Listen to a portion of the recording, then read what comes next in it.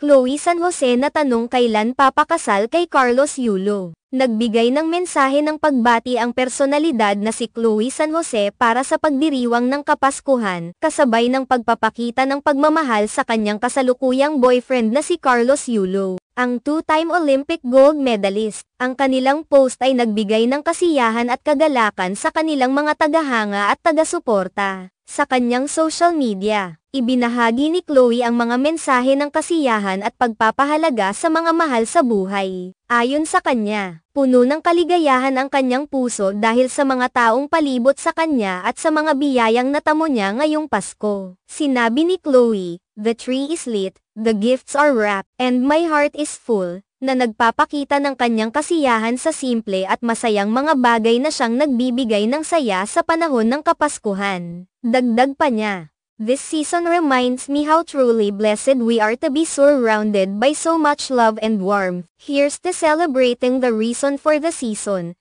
na nagpapakita ng kanyang pasasalamat sa mga biyayang natamo at sa pagkakataon ng pagsasama-sama sa mga mahal sa buhay sa espesyal na panahon ng taon. Pinili ni Chloe na magbigay ng masaya at magaan na mensahe sa kanyang mga taga-subaybay, at nagbigay din siya ng pagbati sa lahat ng nagdiriwang ng Kapaskuhan. "Merriest Christmas everyone." Ang mga salitang ito ay naging puno ng positibong enerhiya at nagbigay saya sa mga nagmamahal at sumusuporta sa kanya at kay Carlos Yulo. Ngunit hindi rin nakaligtas sa mga mata ng mga netizens ang tambalan nina Chloe at Carlos. Sa comment section ng kanyang Instagram post, marami sa mga taga-subaybay ang nagtanong kung kailan daw magaganap ang kasal nilang dalawa, dahil ayon sa ilan, ito na lang daw ang kulang para maging kumpleto ang kanilang relasyon. Isang netizen ang nagsabi, "Get married guys," at isa pang nagkomento, "What's stopping you from getting married?" na tila nagmamasid sa kanilang relasyon at umaasang magtulungan silang magtakda ng isang bagong kabanata sa kanilang buhay. Sa kabila ng mga katanungang ito, hindi naman nagbigay ng sagot si Chloe o si Carlos Yulo sa mga tanong tungkol sa kanilang kasal. Marahil ay nirerespeto nila ang kanilang privacy o kaya naman ay ayaw muna nilang pag-usapan ang mga bagay na ito sa ngayon. Bagamat hindi nila direktang sinagot ang mga tanong tungkol sa kasal,